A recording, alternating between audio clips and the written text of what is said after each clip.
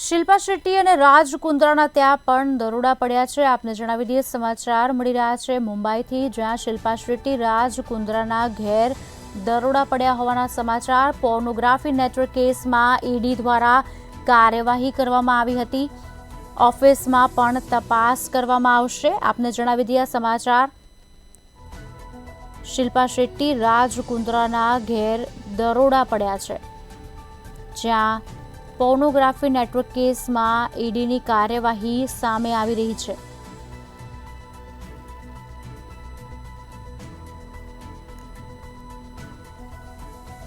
આ પહેલા પણ પોર્નોગ્રાફીનો કેસ ઘણો લાંબો ચાલ્યો હતો અને ત્યારે પણ કાર્યવાહી કરવામાં આવી હતી।